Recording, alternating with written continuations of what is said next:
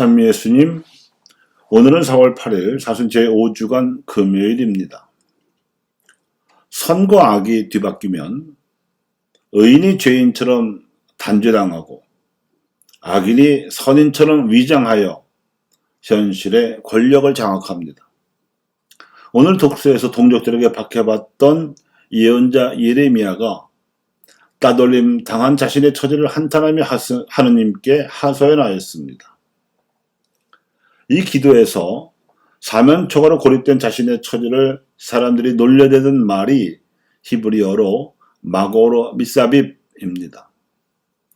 또한 오늘 복음에서는 예수님께 반항하는 동족 유다인들이 돌로 치려하자 예수님께서는 생명의 빵과 물로 선포하신 영원한 생명의 복음을 믿지 않더라도 당신이 하시는 일을 보아서라도 하느님은 믿으라고 말씀하셨습니다.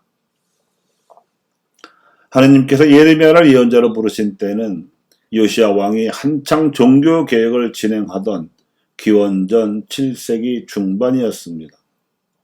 그러나 요시야의 개혁은 신하들과 예언자들 그리고 사제들의 고질적인 부패로 인해 실패로 끝나고 남유다 왕국은 급속하게 몰락해가고 있었습니다. 게다가 아시리아와 바빌론 그리고 이집트 등 주변 강대국들은 지역 패권을 차지하려고 치열한 각축전을 벌이고 있던 중이었습니다. 이스라엘은 열강의 틈바구니에서 살아남으려고 어떻게든 애써야 했으나 요시야 왕과 백성의 눈을 가리고 귀를 막는 가짜 예언자와 가짜 사제들이 기승을 부렸습니다. 그야말로 내외환으로 안팎이 어렵던 시절인데도 이 청맹관이 예언자 사제들은 딴청을 피우며 멍청한 낙관한 눈을 유포하였습니다. 그러나 예레미야가 받은 하나님의 말씀은 정반대로 소름 끼치는 무서운 일이었으니 예루살렘이 파괴되고 바빌론으로 유배당한다는 운명이었습니다. 그런데도 유배 생활이 끝나고 예루살렘으로 돌아와서도 지배자만 바뀌었을 뿐 강대국의 지배는 지속되었고 이제는 자기 땅에서 노예 살해를 하고 있었으며 하나님께 대적하려 드는 못된 버릇도 여전히 고쳐지지 않고 있었습니다.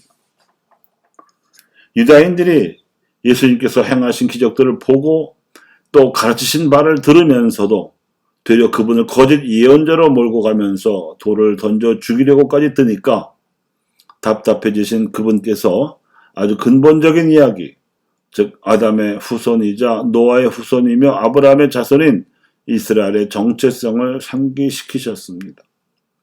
노아와 아브라함으로부터 하나님께 관한 특별한 신앙적 교훈을 듣고 살아온 이스라엘 백성은 이 정체성으로 아직 하느님을 모르는 주변 민족들에게 하느님의 빛을 반사해서 전해줘야 하는 사명을 지니고 있었습니다.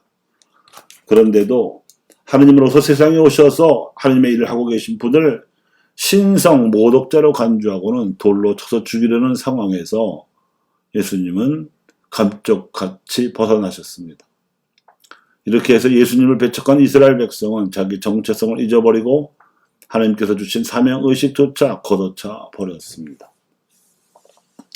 최근 우리나라의 현실도 예레미야 당시나 예수님 당시와 본질적으로 다르지 않습니다. 우리 현실에서 선과 악을 뒤바꿔 놓은 범인들은 검언정판, 즉 검사들과 언론인들과 정치인들 그리고 판사들입니다. 특히 정의를 수호하겠다는 선서를 했던 검사들은 어이없게도 범죄를 대놓고 저지른 후에는 일단 도망가고 잡히면 부인하고 백을 쓰면 처벌을 피할 수 있었습니다. 작년 채널A 검안 유착 사건이나 라임 술 접대 사건, 고발사주 의혹 사건 등 모두 검사들이 연루된 사건에서 수사 대상이 된 검사 혹은 검사 출신들은 휴대전화를 폐기하고 모르쇠로 일관하고 정치 공작이라고 주장하며 검찰 권력 뒤에 숨었습니다. 가증스럽게도 죄를 지은 검사 출신들이 숨는 권력의 백그라운드는 죄인을 재판에 넘길 수도 있고 넘기지 않을 수도 있는 기소권 독점 현실과 선택적 정의를 편리하게 구사하는 타락한 검찰입니다. 이 부당하고 사악한 현실을 정상화시켜 놓지 않고서는 대한민국의 정의는 한 발자국도 앞으로 나가기 어렵게 되어버렸습니다. 억울한 피고인을 보호하고 적폐를 청산해야 될 검사들이 거꾸로 적폐 세력의 이익을 대변하거나 스스로 적폐가 되어 악랄한 활약을 하는 바람에 대선판까지도 뒤집어 놓아서 피의자로 수사를 받아야 할 사람을 최고 권력자로 올려놓았기 때문입니다. 아직 취임도 하기 전이지만 벌써 국민적 저항의 기운이 만만치 않습니다. 게다가 눈앞에 작은 이익에 팔려서 넘어갔던 묻지마 지지 여론까지 깨어나면 머지않아 뒤바뀐 현실을 제대로 돌려놓으려는 복원력이 거세게 작동할 것입니다. 어둠이 빛을 이겨본 적이 없습니다. 단 세상에 그 빛은 태양의 시간이 되면 떠오르듯이 저절로 비춰지지 않습니다.